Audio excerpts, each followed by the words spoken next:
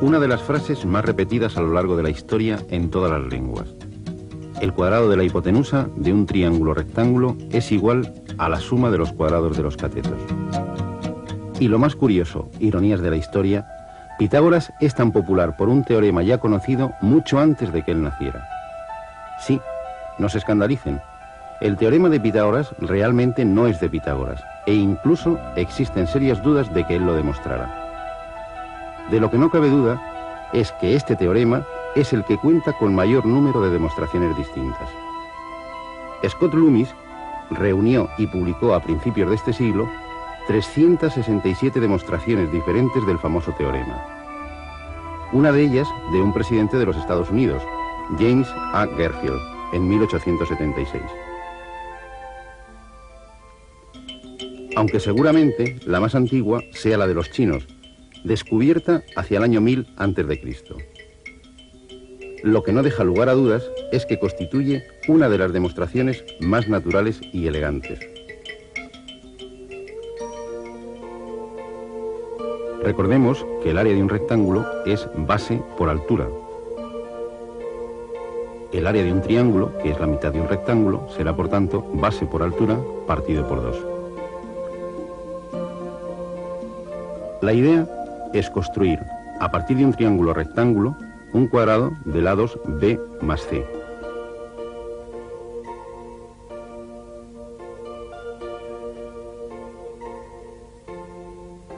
Su área será, por tanto, B más C elevado al cuadrado. Pero la figura está formada por un cuadrado interior, cuyo lado es A, y por tanto su área será A cuadrado, más 4 triángulos iguales al original, cuya área será B por C partido por 2. Por tanto, estas dos expresiones han de ser iguales.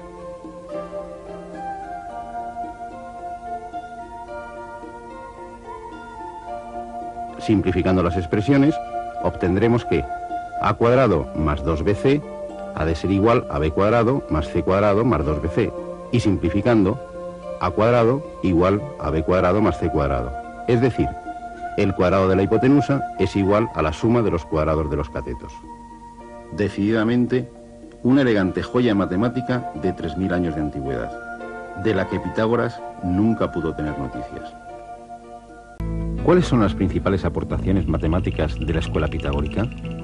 La primera, y quizá la más importante, el introducir la necesidad de demostrar las proposiciones matemáticas de manera inmaterial e intelectual, es decir, al margen de su sentido práctico.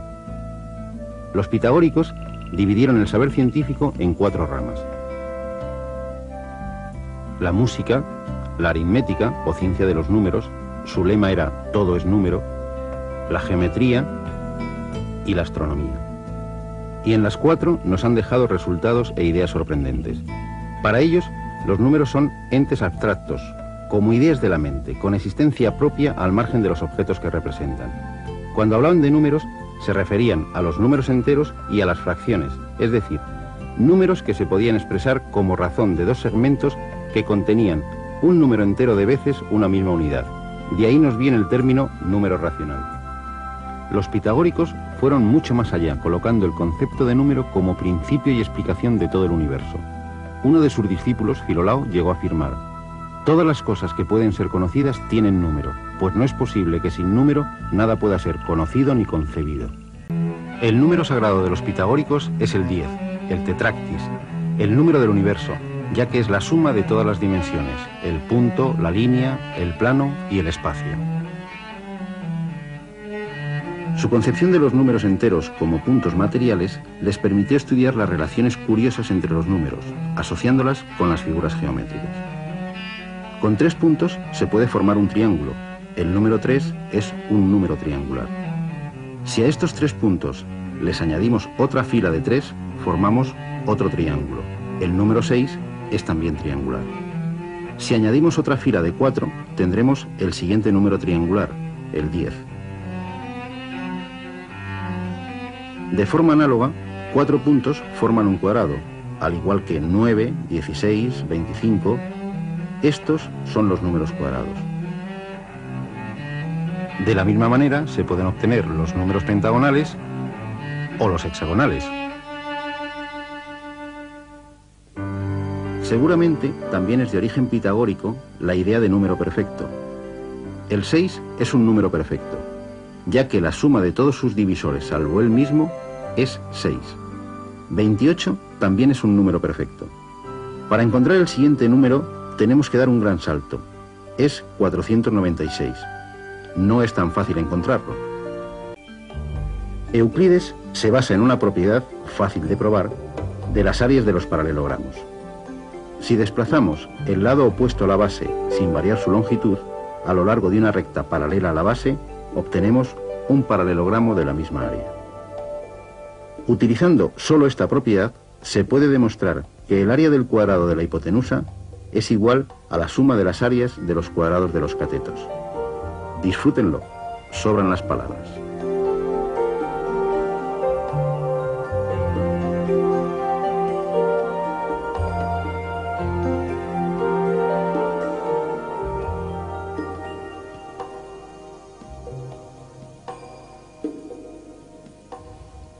El teorema de Pitágoras abría la puerta a la existencia de números no conmensurables, es decir, de segmentos que no pueden expresarse como múltiplos enteros de una misma unidad.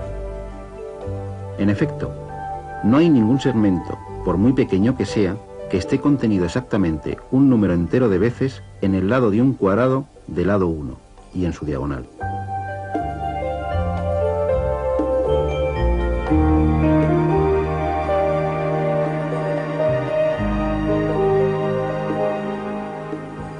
Hoy decimos que el número raíz de 2 es un número irracional, es decir, un número que no se puede expresar con los únicos números que admitían los pitagóricos, los enteros y las fracciones.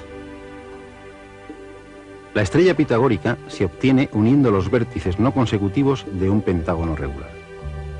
En ella aparecen 4 tipos de segmentos de longitudes diferentes: AB, BC, CD y CE. Para sorpresa de Pitágoras y de los matemáticos de todas las épocas, la razón entre AB y BC es uno de los números irracionales más famosos de la historia, el número áureo, phi igual a 1 más raíz de 5 partido por 2. Pero no termina aquí la ironía. La razón entre BC y CD también es el número de oro, y también la razón entre CD y CE. El propio símbolo de los pitagóricos es la demostración más hermosa de la existencia de otro tipo de números que ellos se negaban a aceptar.